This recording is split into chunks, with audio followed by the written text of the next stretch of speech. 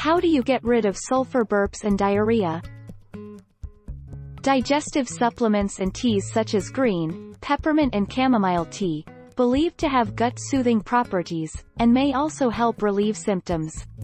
If omitting your trigger foods and making lifestyle changes don't help, medication is available to treat sulfur burps. What is the first sign of norovirus?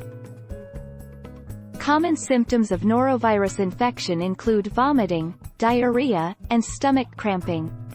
Less common symptoms can include low-grade fever or chills, headache, and muscle aches. Symptoms usually begin 1 or 2 days after ingesting the virus, but may appear as early as 12 hours after exposure.